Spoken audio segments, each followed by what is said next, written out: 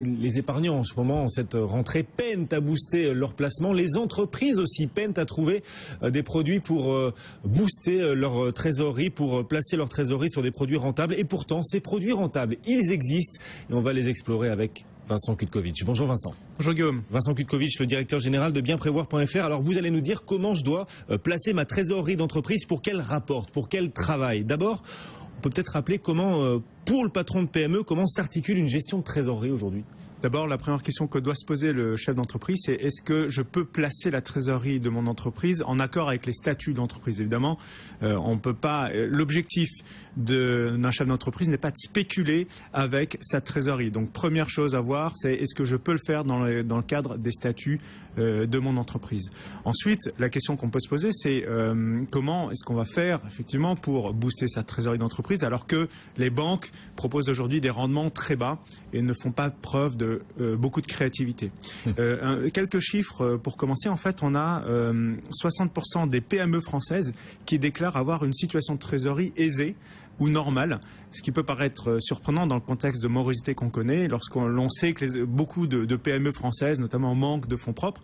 En réalité, la plupart des entreprises connaissent une situation positive de trésorerie. C'est de celle-là dont on parle. C'est surprenant, c'est un paradoxe.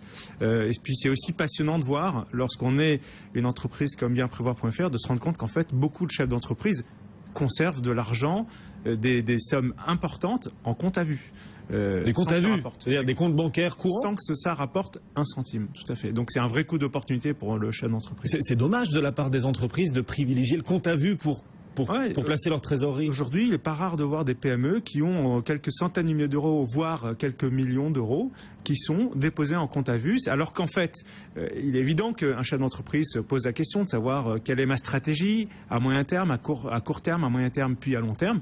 Et en fonction de ça, il devrait se poser et orienter, panacher la trésorerie de son entreprise en constituant des petits paquets avec des objectifs de disponibilité, cet argent-là, pour pouvoir faire des acquisitions, pour pouvoir investir.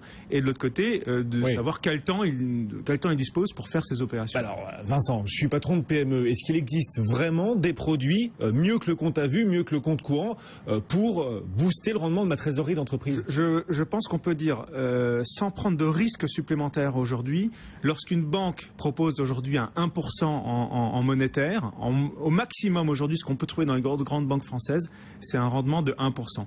Je pense qu'on peut dire, donc, sans prendre de risques supplémentaires, sans faire prendre de risques supplémentaires au chef d'entreprise, qu'il peut multiplier par 2 au moins ce rendement. Malgré les taux bas, malgré la faible inflation? Tout à fait. Il faut juste un peu de créativité, il faut faire un peu le tour du marché et il faut mettre en concurrence son banquier. Donc comment on va faire ça? Par exemple, sur les SICAV monétaires, au minimum, si on fait jouer la concurrence, on peut dépasser le 1% proposé par son banquier en allant vers du 1,25%. Et je dirais que ça, chez nous, chez bienprévoir.fr, on le privilégie plutôt pour la couverture de taux de change parce qu'on peut le faire sur des devises, le yen, le dollar. Donc on peut dépasser le 1%, mais on ne va pas aller beaucoup au-delà. Aujourd'hui, il existe d'autres solutions sur les comptes à terme. Les comptes à terme des grandes banques classiques, c'est plutôt autour de 1% aussi.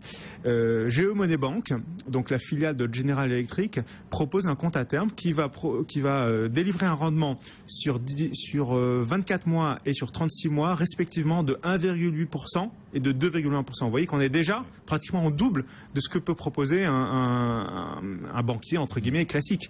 Et là, en plus, on est sur des comptes à terme où on n'est pas bloqué définitivement, on n'est pas obligé d'attendre la fin du compte à terme pour retirer ses billes. Ce qui est important pour un chef d'entreprise, c'est de pouvoir disposer à tout moment de cette trésorerie. Et là, il va pouvoir la retirer à chaque instant, simplement, il n'aura pas le rendement attendu à la fin. D'accord, d'accord. Donc, les solutions pour booster le rendement de ma trésorerie d'entreprise, ce sont certains comptes à terme, jouer sur les effets de devise, vous nous disiez, et multiplier les SICAV, mettre en concurrence les banques. Mettre en concurrence les banques, tout à fait. D'accord. Après, il y a encore d'autres solutions, et on peut aller jusqu'à pratiquement 4-5% de rendement, en acceptant de prendre un peu plus de risques. Et là aussi, ce qui est très important, c'est l'exercice que j'ai indiqué au début de ce passage, c'est qu'en fait, il faut accepter de saucissonner ces projets d'une certaine manière. Par exemple, on connaît le fonds euro. En assurance vie, il existe un fonds euro en contrat de capitalisation qui est en fait le contrat d'assurance vie qu'on peut utiliser dans le cadre d'une PME. Là, il faut aller sur des contrats luxembourgeois. Aujourd'hui, les fonds en euros des contrats luxembourgeois pour les entreprises peuvent rapporter jusqu'à 2,5%. Là aussi, on est deux fois au-dessus de ce que peuvent proposer les banques classiques. Et pour un risque 2 fois supérieur aussi. Alors non, le fonds en euros est garanti en capital. Simplement, le petit risque qu'on a, c'est qu'en fait, si on décide de sortir au bout d'un an, on aura une pénalité.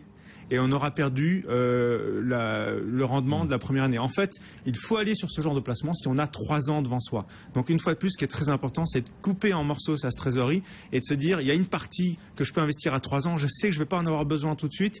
Il faut avoir en tête que multiplier par 2 le rendement de sa trésorerie, moi je pense que c'est une faute morale d'un chef d'entreprise de ne pas se poser la question, parce que qu'est-ce qu'on peut faire avec, en obtenant un rendement 2 fois supérieur? On peut recruter un nouvel employé, on peut recruter un apprenti supplémentaire.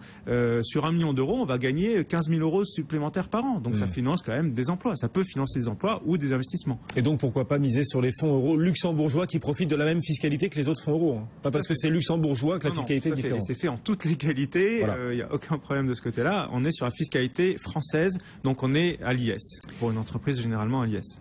On a souvent tendance à confondre la trésorerie d'une PME et le patrimoine personnel du patron, du propriétaire de la PME. Bien sûr, ça c'est évidemment une faute qu'il ne faut pas commettre. Il faut séparer les deux environnements, je dirais, l'environnement professionnel et l'environnement personnel. Cependant, notamment pour les patrons de PME, on constate souvent que les objectifs sont à peu près les mêmes et que les problématiques sont assez proches.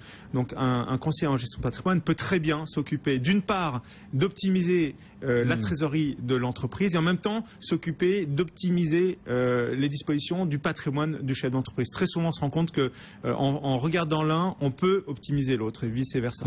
Et on a fait le tour des solutions, des produits, des idées pour booster la trésorerie d'une entreprise. En prenant un peu plus de risques et en ayant un peu plus de temps, on peut même aller vers des solutions un peu plus exotiques, comme par exemple investir dans l'usufruit d'une SCPI. Donc on va obtenir uniquement les loyers de la SCPI. Donc la SCPI, c'est l'investissement collectif en immobilier, notamment d'entreprise. Et là, on peut aller jusqu'à 4% par an. Simplement, on va jouer sur l'amortissement de cet investissement-là. Et en fin de compte, on arrive à un rendement de ce type de placement autour de 3,5 par an dans les conditions actuelles. Donc là, il faut avoir plus de temps, on prend un peu plus de risques, mais là aussi, on se rend compte qu'on peut largement faire mieux que son banquier. C'est concret, c'est pratique et ça rapporte de l'argent pour votre entreprise et derrière, ça pourrait créer plus d'emplois en France. Merci beaucoup Vincent d'être venu nous voir. Vincent Kutkovitch, le directeur général de bienprévoir.fr. Et une petite baisse de 0,12% sur notre indice CAC 40. Restez avec nous dans un instant, ce sera le journal et puis juste après, nos traders seront pour vous à la manœuvre afin de vous donner les clés graphiques de la tendance.